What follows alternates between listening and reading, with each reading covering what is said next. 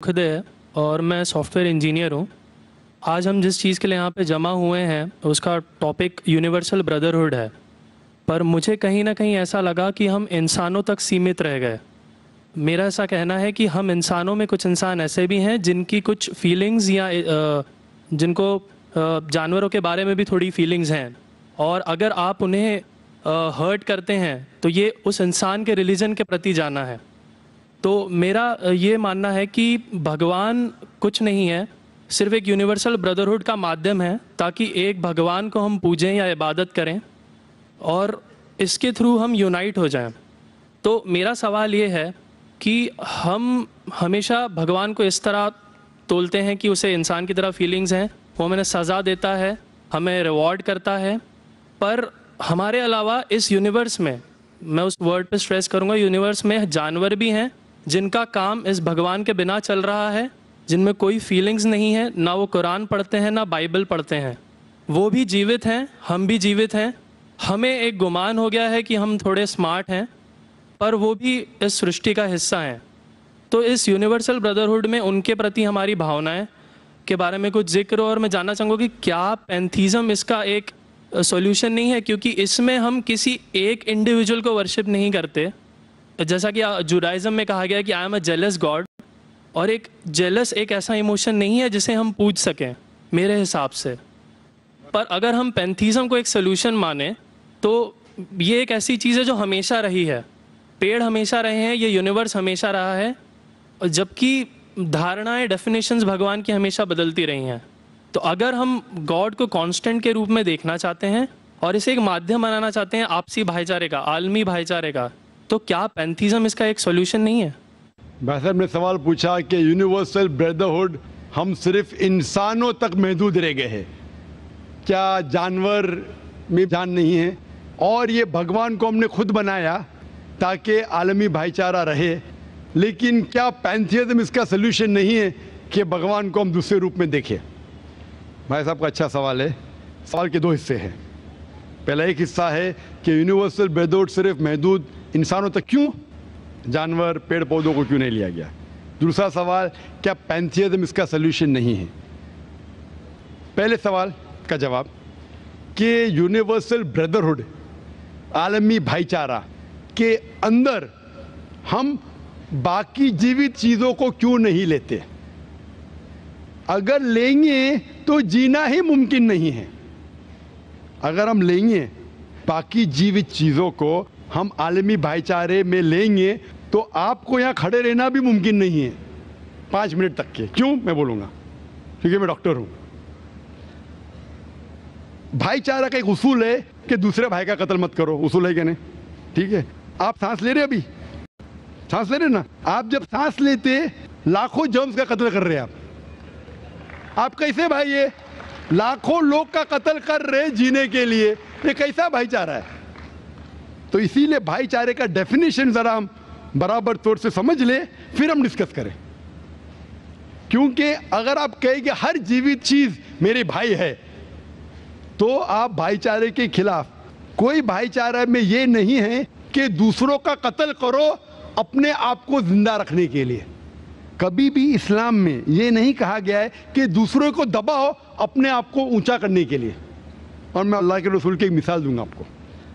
अल्लाह के रसूल फरमाते हैं, आप जब देखते हैं एक खजूर का दरख्त, पाम ट्री, वो एक मोमिन की मिसाल है, मुस्लिम की मिसाल है, तो साहबा सोचते इसका क्या मतलब? क्यों एक खजूर का दरख्त, पाम ट्री को मुस्लिम कह रहे? समझ में नहीं उनको। आज हम जानते हैं, उस टाइम अल्लाह के रसूल ने कहा, कोई भी पेड़ पौधे जब भी बढ़ते ऊपर, वो क्या करते हैं? आजू बाजू पेड़ को हटाते हैं, फिर ही बढ़ते हैं। नीचे जाते हैं, अपने पौधों को, रूट्स को एक्सपैंड करते हैं। इसीलिए आप देखेंगे म्युनिसिपैलिटी क्रैक्स को तोड़ती है, मजबूत कर रही है। क्यों? वो पेड़ बढ़ता है तो क्रैक हो जाता है, फिर से टाइल लगाते हैं। जितना पौधा बढ़ता है, जितना पेड़ बढ़ता है, उतना आजू बाजू नुकसान करता है। एक वाहिद दरख्त है पाम ट्री, जो जितना ऊंचा जाता है दूसरे को नुकसान नहीं पहुंचे, सीधा जाता है। बाकी लोग यहाँ जाते हैं, वहां जाते, इसके घर में घुसते, उसके घर में घुसते। اوپر جاتے سیدھا, کسی کو تکلیف نہیں دیتے, نیچے بھی جاتے سیدھا, آجو باجو گھومتے نہیں. اگر آپ اپنے آپ کو بڑا بننے کے لیے دوسروں کو دبائیں گے, یہ مسلم نہیں. تو اگر میں مانوں آپ کی بات کو کہ ہر جیوت انسان کو بھائی چارہ کروں, تو مجھے جینے کا حق ہی نہیں, کسی کو جینے کا حق نہیں ہے. لیکن اس کا مطلب یہ نہیں کہ ہم دوسرے جیوت لوگ کو تکلیف پہنچائیں جان بوجھ کے. اسی لیے اسلام میں جب محمد صلی اللہ علیہ وسلم پیغام دیے عرب دیشوں میں, عرب ممالک میں, تو لوگ نے کہا یہ کیسا انسان ہے. جب اللہ کے رسول نے کہا کہ اونٹ کے اوپر زیادہ وزن مت ڈالو, حرام ہے, گھوڑے کو زیادہ تکلیف مت دو, تو لوگ کہنے لگے یہ تو ابھی انسانوں کی حقوق کی بات کر رہا تھا, ابھی جانوروں کے حقوق کی بات کر رہا ہے. اللہ کے رسول فرماتے جب ایک شخص آگ اگاتا, بولتے آگ کو بجھاؤ, کیوں؟ ادھر چیٹیاں مر رہے ہیں. اس کا مطلب جان بوجھ کے کوئی بھی جیوت چیز کو مارنا حرام ہے, صرف انجانے میں اجازت ہے, یا جس کی اجازت خدا نے آپ کو دی ہے, جس کی اجازت دی ہے خدا نے. مثال کے طور پہ منوسمرتی میں چیپٹر نمبر 5 شلوکا نمبر 31 میں لکھا ہے کہ خدا نے کچھ جانوروں کو بنائے کھانے کے لیے اور کس کو خوراک بننے کے لیے. Some to be eaten, some to eat. اگر وہ کھانے والا جانور دوسرے جانور کو کھاتا ہے جس کو خوراک کے لیے بنایا ہے, تو کوئی گناہ نہیں ہے. منوسمرتی چیپٹر نمبر 5 شلوک نمبر 30 میں اگر آپ اس جانور کا قتل کرتے جو کھانے کے لیے بنایا گیا تو آپ گناہ نہیں کر رہے. منوسمرتی چیپٹر نمبر 5 شلوکا نمبر 39 میں سیکریفائسل اینیمل, جو اینیمل قربانی کے لیے بنائے گئے اس کی قربانی دینا گناہ نہیں ہے. میں کیوں ہندو دھرم سے کہہ رہا ہوں, مسلم سے بھی کہہ سکتا ہوں, بہت سے حوالے. اس کا مطلب ہمیں کسی کو تکلیف نہیں دینا چاہیے. لیکن اگر انجانے میں چلتے چلتے چیٹی مر گئی تو آپ باہر چلے نہیں سکیں گے, آپ سانس لیں گے جرم. تو اللہ تعالیٰ نے جرم کو پیدا کیا ہے مرنے کے لیے عام طور پہ, تو آپ گنہگار نہیں. معلوم کچھ جین لوگ ماسک پہنتے تو بھی مرتے, پانی کو ابالتے, ابالنے سے مار رہے, ابالنے پانی پی کے فائدہ کیا؟ اندر مارنے کے بدلے باہر مار رہے, کیا فائدہ؟ یہ ممکن ہی نہیں ہے. لیکن جان بوجھ کے کوئی جانور کو, اور ایک مثال دوں گا, ہمارے خطیب جمعہ نماز پڑھائے تھے کل ڈاکٹر عثمان, ان نے اپنے خطبے میں مثال دی تھی. کیا ایک عورت تھی جو بہت بے حیا تھی, کیا کہیں گے, جو عام طور پہ لوگوں کی زینت تھی. میں لفظ اردو ذرا میری کمزور ہے, میں کسی کو ٹھیس نہیں پہنچانا چاہتا. انگلش میں کہیں گے ناٹ وتھ گڈ کیریکٹر, بازاری عورت. ذرا میں ایسے لفظ نہیں استعمال کرنا چاہتا کسی کو چھوڑ پہنچے.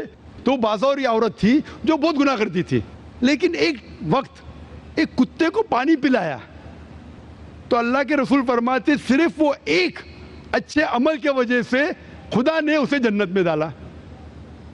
بازاری عورت غلط کام کرتی ہے, زنا کرتی ہے, ایک عمل کیا کی, ایک کتے کو پانی دی, انسان کو نہیں کتے کو, اور اللہ اسے جنت میں ڈالتا ہے. دوسری طرف ایک اچھی عورت, نیک عورت, لیکن ایک بلی کو بند کرتی ہے, چین کر کے رکھتی ہے, اس کی آزادی کو قید کرتی ہے, اللہ تعالیٰ اس کو جہنم میں ڈالتا ہے, نرک میں ڈالتا ہے. اسے کہتے جانوروں کے حقوق. مطلب جانوروں کے بھی حقوق اسلام میں ہیں. اللہ کے رسول فرماتے کہ چڑیا کی جان بھی مت لو بنا وجہ. چڑیا, اسپیرو, آپ پڑھیں گے قرآن میں اور حدیث میں کئی اس کے پر لیکچر. تو اس لیے ہم مانتے ہیں کہ جیوت چیز کا ہمیں احترام کرنا چاہیے, اس کے رول ریگولیشن ہے.